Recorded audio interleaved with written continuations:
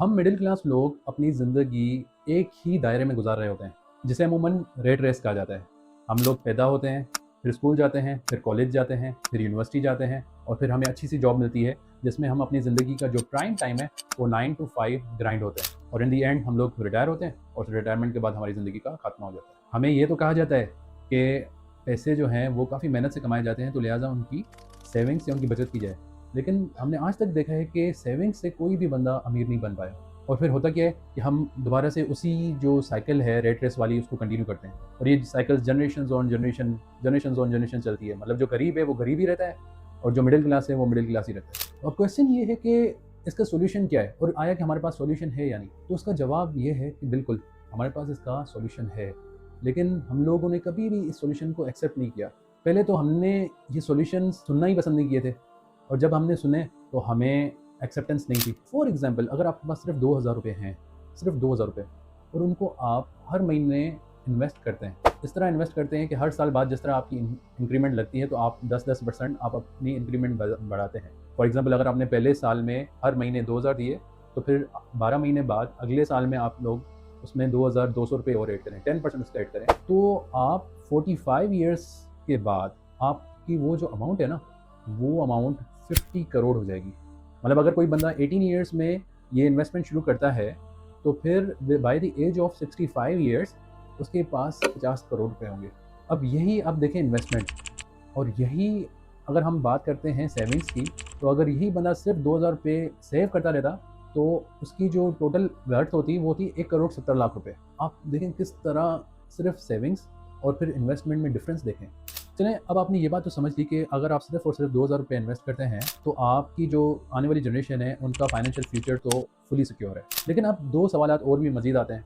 ऐसी कौन सी जगह पे इन्वेस्ट करें जहाँ पे हमें 18% का रिटर्न मिले, और दूसरा ये कि क्या ऐसा कोई वे आउट है जिससे हम इस टाइम को 45 ईयर से कम कर सकें। और यही ऑब्जेक्टिव लेके मैंने ये डिसाइड किया कि मैं अब जो चैनल है उस पर सिर्फ इन्वेस्टमेंट्स की बात करूँगा और हम लोग जो मेनली बात करेंगे इन्वेस्टमेंट्स की वो होगी पाकिस्तान स्टॉक मार्केट की। मैं नॉन फाइनेंशियल बंदा हूँ ना, तो मुझे पता है कि मुझे आपको किस तरह सिखाना है और पूरे ए टू जेड बेसिक से। मैं डायरेक्टली कंपनीज पे जंप नहीं करूँगा, डायरेक्टली मैं आपको एनालिसिस पे नहीं ले जाऊँगा। मैं आपको पहले वो टर्म्स, वो लॉजिक्स, वो कॉन्सेप्ट समझाऊंगा कि जिससे जब हम उस कंपनी के एनालिसिस पे आएंगे या जब हम इकोनॉमिक एनालिसिस पे आएंगे कि आपको फिंगर टिप्स पे वो चीज़ें समझी हुई होंगी। तो अब सवाल ये है कि जब भी इन्वेस्टमेंट्स की मैं बात करता हूँ तो मैं स्टॉक मार्केट को ही क्यों स्ट्रेस देता हूँ। हम बैंक्स में भी तो रख सकते हैं ना, जहाँ से हमें इंटरेस्ट मिलेगा और हम वहाँ से अपनी सेविंग्स को ग्रो करेंगे। तो इस बात को समझने के लिए थोड़ी सी एग्जांपल दूंगा मैं। अब आपको याद हो कि जो बंदा सिर्फ सेविंग्स के जरिए 1,70,00,000 रुपए बचा रहा था, तो आप खुद सोचें कि क्या 40 साल बाद उस 1 करोड़ रुपए की उतनी वैल्यू होगी जितनी वैल्यू उसकी आज है। या आप ऐसे समझें कि क्या 1 करोड़ रुपए की वैल्यू जो कि आज से 40 साल पहले थी, जब उन 1 करोड़ रुपयों में हम लोग घर पूरा एक खरीद सकते थे, तो क्या आज उतनी वैल्यू आज है जहां हमें एक अपार्टमेंट भी नहीं मिल रहा। इसका क्या मतलब है? इसका मतलब सिर्फ यही है कि हमारा रुपी डी वैल्यू होता है with the period of time. अब सवाल ये है कि रुपी कितना डी वैल्यू होता है। तो रुपी उतना ही डी वैल्यू होता है जितना उस सेम टाइम पीरियड में आपकी महंगाई या इन्फ्लेशन बढ़ती है। फॉर एग्जाम्पल, आपके पास 100 रुपये हैं और आज आलू 100 रुपये किलो के मिल रहे हैं, तो चलें ठीक है, आज तो आपको 100 रुपये में आलू मिल जाएंगे। अब एक साल बाद इन्फ्लेशन 10% हो गई और आलू आपका 100 रुपये से 110 रुपये हो गया। 100 रुपये जो आपने आज सेव किए थे, अगले साल उन्हीं 100 रुपये से आपको आलू मिलेंगे? नहीं मिलेंगे। दैट मीन्स कि आपका रुपी डिवैल्यू हो गया। अब बैंक्स क्या करती हैं, जो रिटर्न्स देती है ना इंटरेस्ट रेट की फॉर्म में, वो उतनी ही देती हैं जितना इन्फ्लेशन चल रही होती है। फॉर एग्जाम्पल, अगर यही 100 रुपये आपने फिर बैंक्स में रख दिए तो बैंक ने भी आपको अगले साल 110 रुपये का रिटर्न देना था, जिससे आप वही आलू लेते। अब आप समझें कि बैंक्स भी वैल्यू को सिर्फ प्रिजर्व करती हैं, प्रोटेक्ट करती हैं, उनको ग्रो नहीं करती। सेविंग्स तो वैल्यू को डिस्ट्रॉय कर देती हैं।